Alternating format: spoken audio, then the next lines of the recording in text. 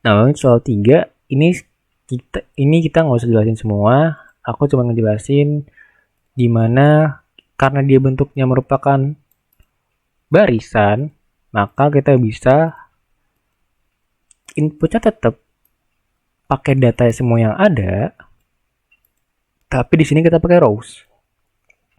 Output range-nya kita pakai di sini. Dan hasilnya seperti ini, sama kan? Jadi bedanya kalau yang tadi kita pakai di sini columns, apabila datanya berupa kolom dan apabila datanya berupa baris, kita makanya rows, gitu aja bedanya.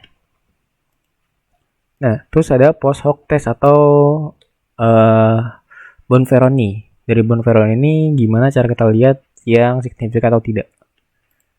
Nah, di sini karena merupakan kita biasanya memakai SPSS atau Minitab, jadi atau seperti alat-alat statistik yang lain, dan masih rancu apabila nanti ujian kita make SPSS atau gimana, atau pakai Excel aja, atau cuman ditampilin pas hoc testnya. Ini jadinya aku nampilin cara ngebaca untuk post hoc testnya gitu.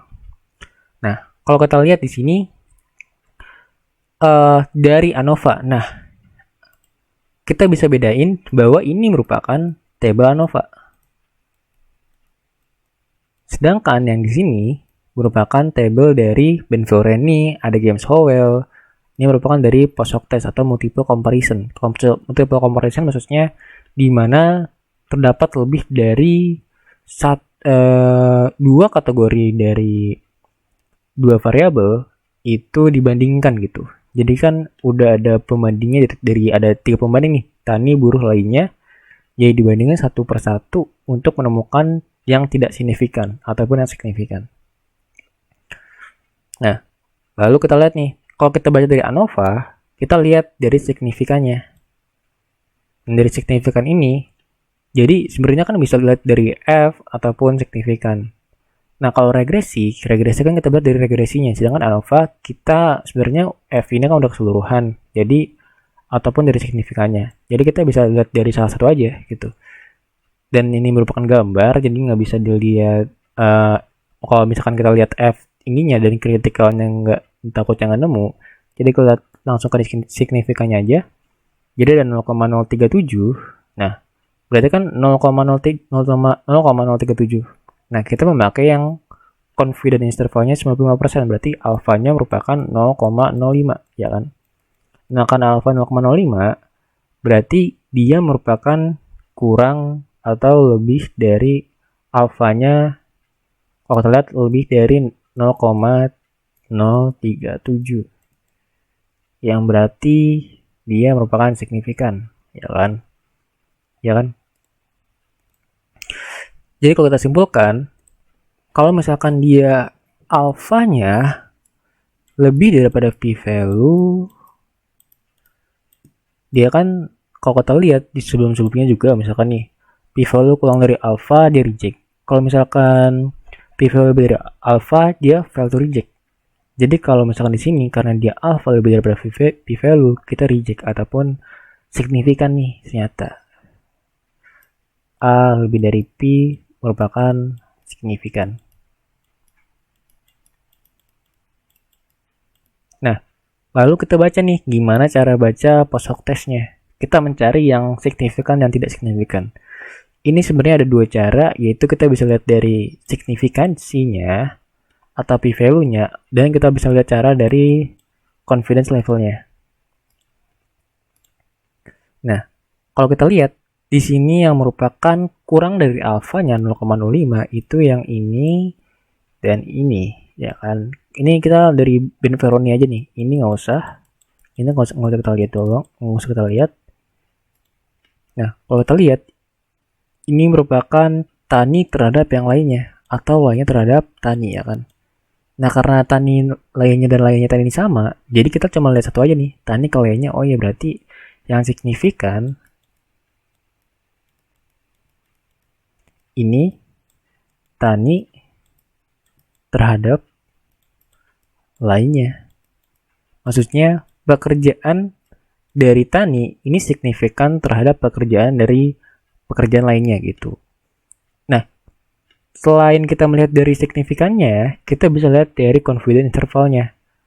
Jadi kan sebelumnya udah aku bahas juga tuh, di mana apabila lowernya ke upper dia melewati 0, dia bisa dikatakan tidak signifikan. Tapi apabila dia tidak melewati 0, dia ini signifikan. Nah, maksudnya tidak melewati 0 itu gimana?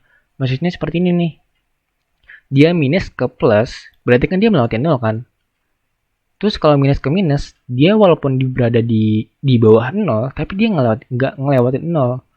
Jadi, kalau kita lihat, ini tuh signifikan, yang minus ini. Ini tidak, dan ini juga signifikan, karena dia sama-sama plus. Nah, jadi kita bisa lihat kalau di confidence interval, entah dia... Jadi kalau mau gampangnya, ya kalau lowernya minus, kalau uppernya minus, oh berarti dia signifikan. Kalau misalkan lowernya plus dan uppernya plus, oh dia signifikan. Tetapi kalau lowernya minus, tapi uppernya plus, dia nggak signifikan. Ataupun kebalikannya, kalau lowernya plus, uppernya minus, oh nggak signifikan. Jadi itu kita nyarinya yang apabila lower dan uppernya sama, maksudnya minus-minus atau plus-plus, berarti dia signifikan gitu. Jadi kalau kita ditulisin untuk confidence interval, pertama mungkin dari tingkat signifikan kali ya.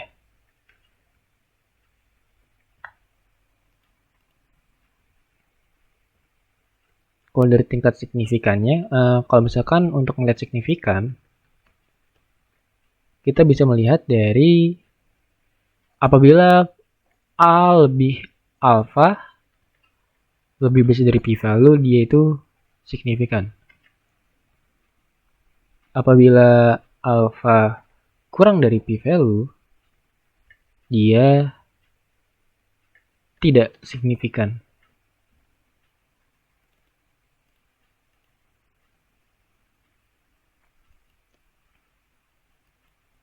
Ini kita gedein aja. Nah, terus ini kan yang pertama nih ya. Dan yang kedua kita lihat dari confidence intervalnya. Kita lihat dari confidence interval. Di mana apabila upper dan apabila lower dan upper melewati 0, maka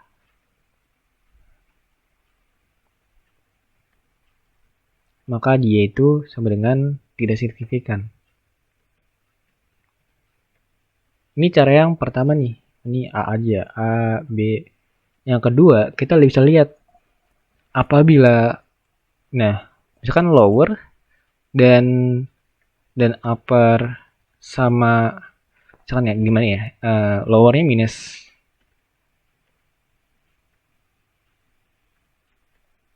dan upper minus. Yang berarti dia ini signifikan. Sama halnya berarti kita bikin 4 kali ya. Misalkan dia plus, terus ini plus minus, dan ini plus plus.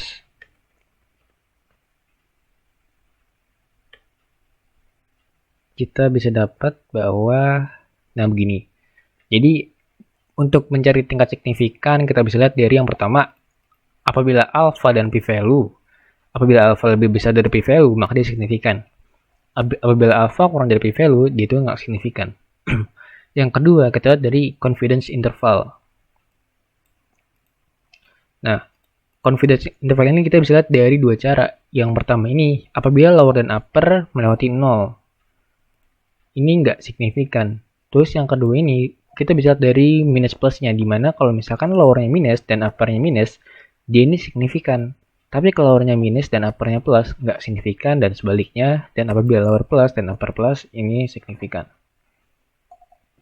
Nah, mungkin cukup sampai di sini untuk pembahasan soal untuk pertemuan ANOVA. Terima kasih telah menonton. Mohon maaf apabila ada kesalahan dalam tutur kata dan pengucapan.